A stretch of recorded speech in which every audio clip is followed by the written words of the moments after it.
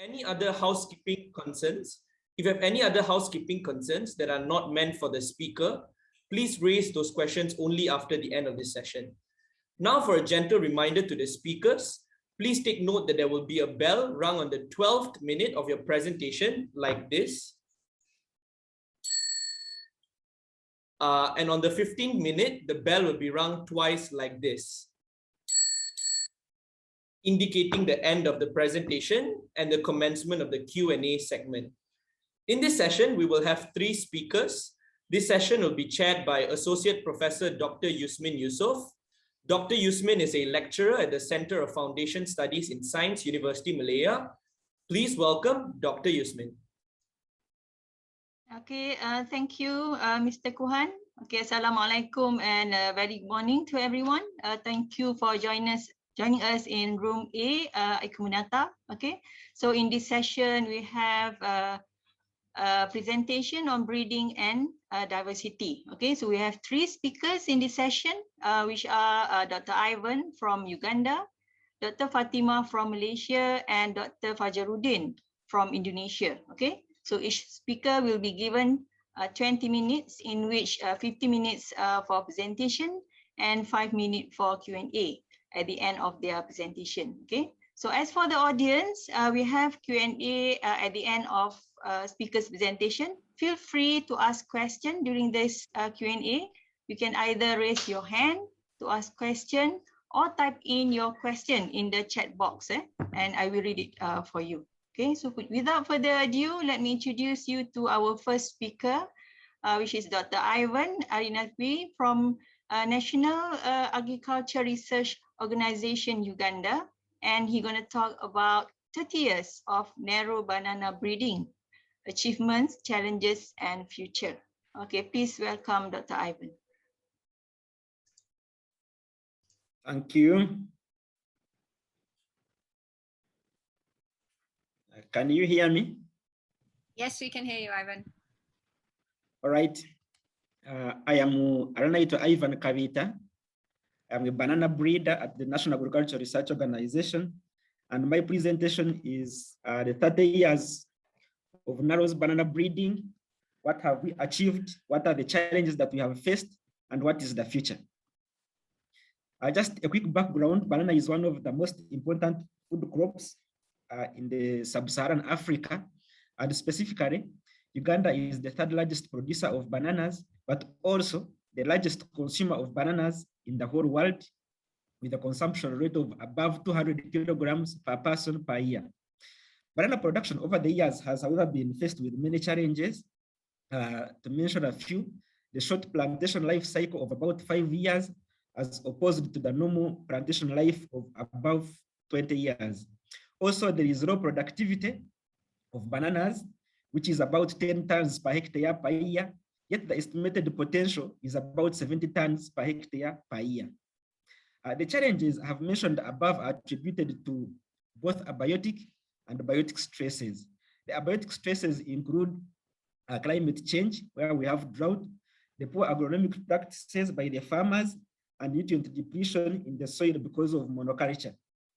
But most importantly are the biotic stresses. And these are the pests and diseases that have heavily affected banana production. Controlling these pests and diseases using cultural, chemical, and biological methods has not been very successful in eliminating these pests and diseases. However, deployment of resistance is considered the most sustainable way of addressing the challenges affecting banana production in Uganda. Therefore, in the early 1990s, the National Agriculture Research Organization and its partners, the International Institute of Tropical Agriculture and Bioversity International, started a banana breeding program in Uganda. And over the 30 years, they have bred and released only 7 banana hybrids. These banana hybrids have resistance to a disease called black Sigatoka, and they are tolerant to the common pests, which is the weevils and the banana nematodes. But the beauty also is that these hybrids yield up to 6 times higher compared to the local varieties. And despite having released fewer hybrids over the 30 years, which are 7, this is considered a significant development because previously banana improvement was considered difficult. And this was due to its long breeding cycle. The female sterility of the local varieties, which we call the East African highland varieties. The low germination rates of the embryos from the seeds. The preploid nature of the plant itself. Here we have a triploid, the East African highland banana, and the low genetic base of the local banana germplasm. Therefore, these organizations were designed a breeding scheme to overcome the challenges of the banana production in Uganda. Actually, the banana breeding in Uganda. And the first was to ascertain if actually the local germplasm, which are the triploids, which we call the East African highland bananas. These are only found in the East African region. They are triploids, and they were assumed to be sterile, completely sterile. So the first studies for them to be improved. Studies were conducted, and it was found out that there is some level of fertility in these local East African highland bananas, but the fertility is not very high. It's just moderate to low. So this gave the chance for the bananas to be improved. These local bananas, the East African highland bananas, have their preferred attributes, and mostly those are the sensory attributes. However, they are susceptible to the common pests and diseases. So the triploids, which are the East African highland bananas, were crossed with the diploids, which are the wild bananas, to introduce resistance to most pests and diseases. A cross of the 3X and 2X gives different ploid levels in the F1, which has the 5X, the 4X, the 3X, and the 2X. At this level, the 4X were preferred for further improvement, and this is why it was preferred. It had most of the traits such as resistance and also high yield. However, it is fertile, meaning it sets seed. And the East African highland banana that we prefer here do not set seed. If it sets seed, it's not preferred. So these were selected for further improvement with now the improved diploid. The improved diploid has been improved, and it has less of the undesired traits in terms of mostly yield and other agronomic practices. So a cross of this yields other diploid levels, but here we are interested in the secondary triploid. The secondary triploid goes under different evaluation trials for advancement and release. So my first slide here on the achievement is about seed. Previously, producing seed was a problem, but as you can see, as time went on, for example, between 2006 2010, we produced about 48,000 seeds, but this gradually has improved over the years. And in the recent years, between 2016 to 2020, we have over 121,000 seeds. Also, the number of seeds with viable embryos or seeds that produced viable embryos has increased over the years. Previously, it was very hard to have a germinating embryo. But as you can see, between 2006 to 2010, we had about 3,000 seeds with germinating embryos. However, this has increased over the years. And recently, we have about 5,000 embryos that are germinating. But what does this show in our achievement? In achievement here, I can say, or I can tell you confidently that there has been a significant increase in seed set. And this is an achievement for us in the banana breeding. However, the challenge is we have many seeds, but we have low germination. We have a low germination of the embryos of about 6%, meaning out of all the seeds that you get, only 6% of the seeds have viable embryos. And the future here is that we need to improve on the efficiency of germination or having many seeds with viable embryos. Then I will also talk about the germinated embryos which go to evaluation trials. Previously, having materials or having hybrids in the early evaluation trials or selected to the preliminary yield trials was also very hard.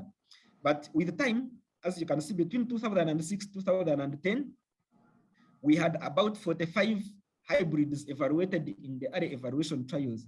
But this significantly increased over the years.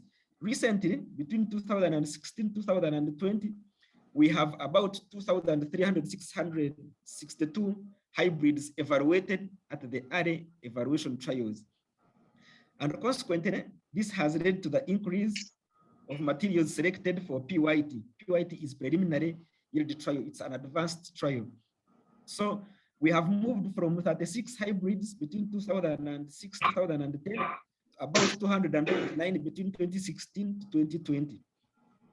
The main achievement here is that we have significantly increased hybrids in the EET, but the challenge is the low selection rate of selecting from the EETs. EETs are the early evaluation trials to the advanced preliminary yield trials. We have a selection rate of about 10%, which is still very low. And the feature here we need to improve on the quality of EETs and PYTs. We need fewer EETs and PYTs, but with higher quality hybrids with high chances of being released. I will talk about the diploids that have been used as males over the years. Like I said, banana has a low germplasm. The domesticated banana here, which is the East African highland banana, is usually, it's actually female, somehow female sterile, but also male sterile. So the males that we have used over time, in the early 1990s, it was dominated by the Calcutta 4. And this Calcutta 4, as you can see, the name came from India. It's the only male that we are using because it's fertile. But over the years, we realized it was not giving all that much yield in terms of quality. So as you can see, over the years, we introduced new hybrids. Between 2006 to 2010, we had about 20 introductions of the diploids. And these introductions were not from Uganda. They are from outside Uganda, from other breeding centers, centers of origin, and etc. Also, because of lack of diploids, we were utilizing the tetraploids as males. However, these are not as fertile as the diploids. Between 2011 and 2015, we made selections from the introduced diploids, and we selected 12. And the selections here were based mainly on the ability to fertilize the female and set seed. Also, a new type of diploid came in, and these are the matooke-derived diploids. These matooke-derived diploids come from crosses of the East African highland banana and the diploids. So in that ploid level, there is a 2X, which is a diploid. Also, they were ushered in because they are related more to matooke. As you can see, between 2016 and 2020, we added on the catalog of the introduced diploids from other breeding centers and other centers of origin. But also, we made selections from the matooke-derived diploids. So whatever we selected based on its ability to cross the East African highland banana, since its fertility is very low. The achievement here is that the selected introduced diploids, selected matooke-derived diploids, were able to increase seed set like I presented, increase seed viability and number of hybrids at evaluation trials. The challenge that we have here is that we still have a low genetic base. We still have fewer diploids select from to improve our banana genetic base and the quality of the diploids that we use in our crossing blocks. I want to talk about the seeds that are generated by different ploid levels. Like I showed you, we have the tetraploids and the diploid and the triploids. The triploids, which is the local germplasm, is the green line, and the tetraploid is the blue line. When we look at the seeds that are produced by the East African highland bananas, over the 30 years, we have about 4,400 seeds. However, this is well as compared to the seeds produced by the tetraploids. Tetraploids, over the 30 years, we have about 238,000 seeds. So it still means that the tetraploids are way higher fertile as compared to the East African highland banana, which are the triploids. However, the germination rates are still very low for both the tetraploid and the triploid seeds, low as 5%. So the challenge here is we still have female fertility, which is very low, and also the germination rates of the embryo is very low. The future is to improve on the seed set in the East African highland bananas and the germination rates of all types of seeds. The future. On improving East African highland banana seed set, we have conducted an experiment to determine the percentage embryo survival after embryo rescue per fruit development stage This was established in 2020, and now we started to make crosses. There are biology studies that are underway to determine the pre and post-zygotic barriers seed set at KU Leuven. This is Catholic University. We have also started applying pollen germination media, which improves seed set in East African highland banana, and this is a recommendation from a PhD study. But also, we are analyzing the historic data to ascertain those cross combinations that produce viable embryos. This is on germination efficiency. Also, we are suggesting we need to have studies on the effect of season on the germination of embryos, as well as conducting experiments on different media formulations to determine the germination efficiency of the embryos from banana seeds. On improving the quality of area evaluation trials and the preliminary yield trials, and we are analyzing the historic data over the 30 years to determine high value crosses. These are crosses that have the chances of giving you good hybrids that can be able to move from area evaluation trials to preliminary yield trials and subsequent release. Also, we have developed product profiles, and these product profiles, the product profiles are guiding us in our breeding program. So we are breeding for a purpose. We have designed selection profiles. These selection profiles help us to select quality from the area evaluation trials for advancement to the preliminary yield trials. We have the current diploids that are available, however few they are being screened to determine their value in terms of resistance to pests and diseases, as well as agronomy and yield, and their pollen quality and quantity.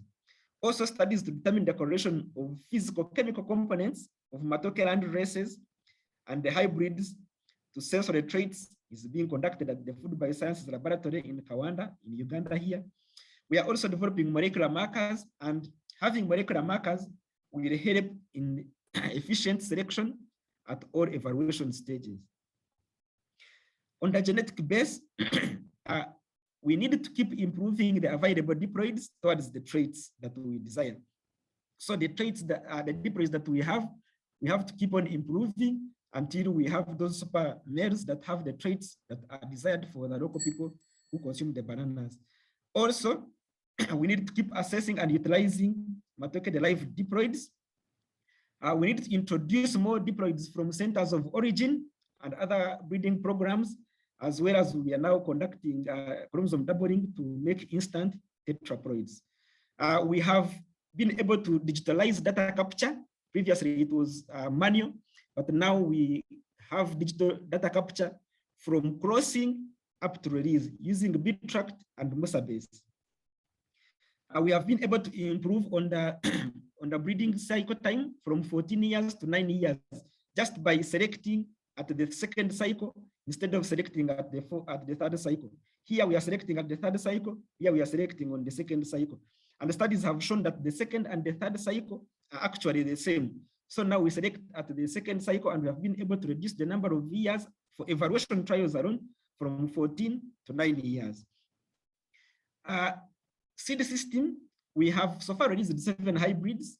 2 have been released in 2010 with an acceptability of about 60%.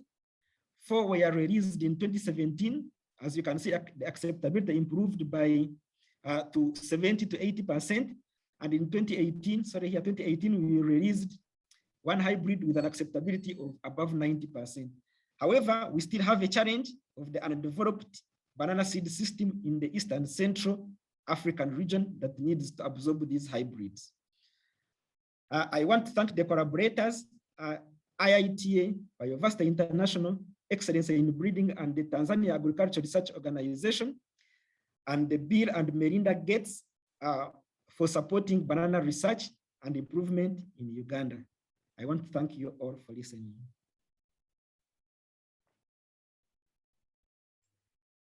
Okay, thank you, Dr. Ivan, for very impressive research that you have there. So I think we have about 3 minutes for Q&A. So I open to audience. If you have any question to ask, you can either raise your hand or type in your question in the chat box.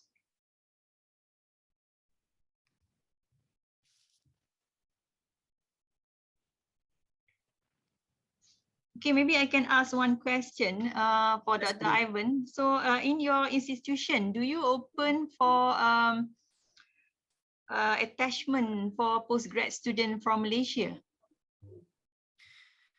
We actually were supposed to even send a student for just PhD, but things were disturbed by the COVID-19. But we are encouraging students, or we are career development. Yeah. For postgraduate students, for graduate students, we are all open, because as research goes on, we need more and more knowledgeable people. So if anyone here is interested to join your institution, so who can we contact, or how we go about it? Since I'm here now, No, I mean after this pandemic settle down. Yeah, true. This is a direct link. You can contact me, then I will contact the director of research. We can discuss that between institutes. Okay, all right. Thank you, Dr. Ivan. I see there's no further question from me, and no question from the audience. I thank Dr. Ivan for the presentation. And